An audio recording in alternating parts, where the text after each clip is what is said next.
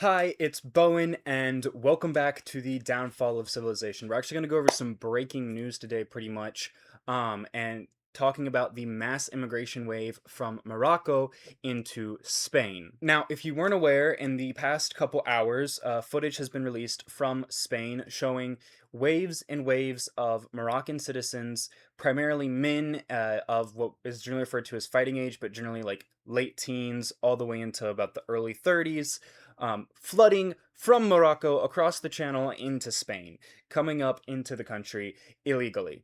I will have footage of that playing somewhere on screen while I'm talking about this issue to sort of help you see and visualize what is going on, although the footage being released is in multiple different aspect ratios, so it's going to look really weird because it's going to jump around the screen, and I apologize for that. I do want to read the press release, kinda, it was a tweet, given by the Prime Minister of Spain, and then I want to talk about a few things about this situation real fast. So, the press release from the Prime Minister of Spain, it's really a tweet, but, this was his official way of talking to the people of the world about the incident going on right now. The government of Spain is fully committed to providing an immediate response to the situation in Ceuta, I believe is how you say that. We are mobilizing all necessary resources, working with Moroccan and international authorities, and preparing the necessary measures to restore normalcy as soon as possible. I just conveyed this to President Juan Visas Lara. This is the moment to build solutions with responsibility and cooperation. Now, Ceuta is the city that is currently being overrun, and that city has declared a state of emergency after requesting aid from Spain, specifically armed aid to help control the flow of immigrants. Do you want to know what Spain said? Spain told them no. One of their own nation's cities was told no, as it's being flooded with foreigners to request for aid. I'd like you to think back into a time of history where that makes sense. It doesn't at all. But this isn't new for Spain. Earlier this year, Spain legalized well over 500,000 immigrants within the country. Basically, what the policy did was it laid out certain stipulations, but if you met those stipulations, and they were very lax stipulations, if I remember correctly, it was things like had been within the country for 30 days. It was very relaxed stipulations. But Spain, without knowing any actual numbers of how many illegal immigrants were in the country, legalized all of them. And the estimates came to approximately 500,000, if not more. So this is nothing new for Spain. They don't really care. What is interesting is in this press release, he's discussing wanting to work with the Moroccan government. Here's the issue. The Moroccan government doesn't want to really work with Spain. The Moroccan government is kind of behind this in a way. If you look to yesterday, I'm sorry, this whole situation is just absolutely ridiculous. Let me read you a news headline from yesterday. King Mohammed VI grants royal pardon to 1,788 people for Throne Day. The estimated number currently flowing across the border is a little bit over a K. I don't know about you, but to me, those numbers don't bode well. They don't line up nicely. And if you don't know who King Mohammed is, he's the King of Morocco. I do find it interesting that we are told that these people flowing across our borders into Europe, flowing across our border into the United States, we're told over and over and over again that they're refugees fleeing something awful. But they're not.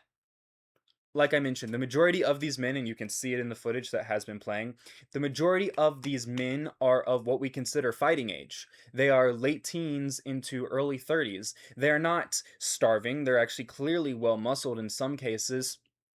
And they are definitely not these political partisan refugees fleeing some regime or fleeing some atrocity. And if we are so desperate to work with the Moroccan government on such things, why aren't we trying to help the Moroccan government solve the problems in Morocco? Why is work with the Moroccan government take in their refugees? So, to sort of sum up the incident, we have over 1,000 immigrants flooding across the border into Spain by boat. This comes a day after Morocco, the King of Morocco, pardoned over 1,000 people for crimes that they had committed. At the same time, the city that they are entering, Ceuta, requests help from Spanish government. and the Spanish government denies that military aid and then releases a statement where they say they are going to work with Morocco to find a solution. This all comes after earlier in the year, Spain legalized an unknown, estimated to be somewhere north of 500,000, number of illegal immigrants already in the country. I have an idea. Here's a solution. Remove them.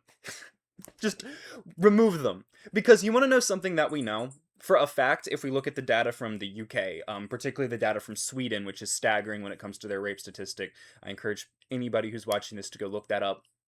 If we look at any of the data from Europe, well, maybe not any, but the majority of the data from Europe, or if we look at like the Poland experiment, what we learn and what we discover is that these immigrants, these mass waves of illegal immigrants into these countries, one, do not stop at one. That wave of immigration into Spain does not stop at Spain. Those Moroccans then hop on boats after entering France, or just sometimes just hop on boats off of Spain and go into the UK. They enter France. They enter Italy. From there, they end up in places like Germany. From there, they end up all the way up in Sweden, where they cause the rape statistics to absolutely skyrocket to a stomach-churning amount.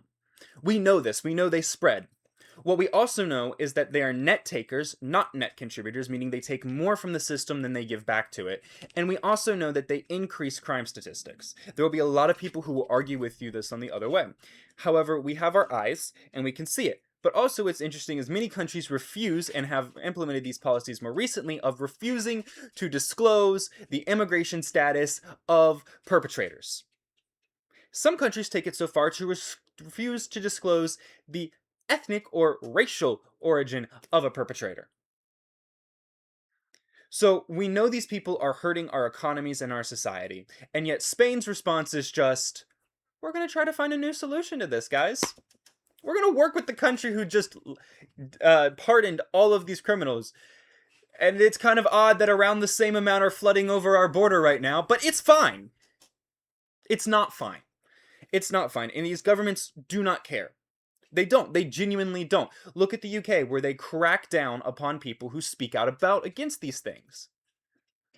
Look at Sweden, where they look and they see this and they know this is a problem and they can see that this thing is becoming more and more problematic. And they are, at least, I will give Sweden credit, they are now openly talking about it and they are looking for solutions. But here's the solution. You kick them out. And you prioritize your natural citizens first. And you don't prioritize other nations' citizens. That's a solution. But that's not what we're doing. Thank you for watching. If you want to see more like this, please subscribe. If you enjoyed the video, make sure you like and put any thoughts, comments, concern, really anything in the comments. Although I do ask that you keep it respectful. I hope all of you have a great rest of your day, and God bless.